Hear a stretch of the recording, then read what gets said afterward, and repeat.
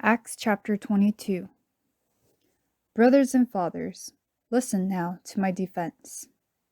When they heard him speak to them in Aramaic, they became very quiet. Then Paul said, I am a Jew, born in Tarsus of Cilicia, but brought up in this city.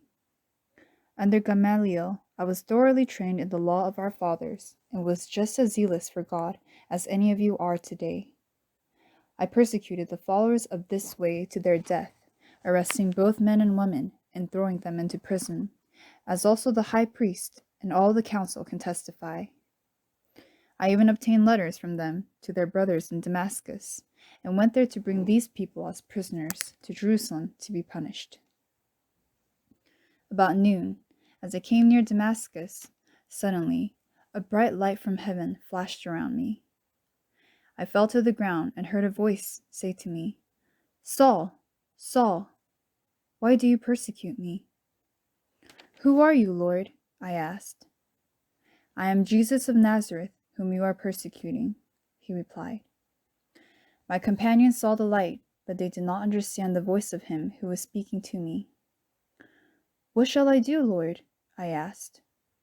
Get up, the Lord said, and go into Damascus. There you will be told all that you have been assigned to do. My companions led me by the hand into Damascus, because the brilliance of the light had blinded me.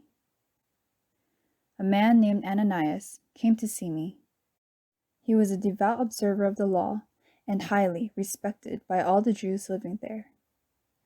He stood beside me and said, Brother Saul, receive your sight. And at that very moment I was able to see him.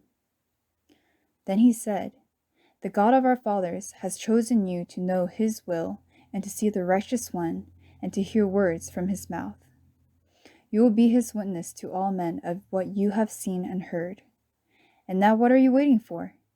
Get up, be baptized, and wash your sins away, calling on his name. When I returned to Jerusalem and was praying at the temple, I fell into a trance and saw the Lord speaking. Quick, he said to me, leave Jerusalem immediately, because they will not accept your testimony about me. Lord, I replied, these men know that I went from one synagogue to another to imprison and beat those who believe in you. And when the blood of your martyr Stephen was shed, I stood there giving my approval and guarding the clothes of those who were killing him. Then the Lord said to me, Go, I will send you far away to the Gentiles. The crowd listened to Paul until he said this. Then they raised their voices and shouted, Rid the earth of him, he's not fit to live. As they were shouting and throwing off their cloaks and flinging dust into the air, the commander ordered Paul to be taken into the barracks. He directed that he be flogged and questioned in order to find out why the people were shouting at him like this. As they stretched him out to flog him, Paul said to the centurion standing there, Is it legal for you to flog a Roman citizen who hasn't even been found guilty? When the centurion heard this, he went to the commander and reported it. What are you going to do? He asked. This man is a Roman citizen.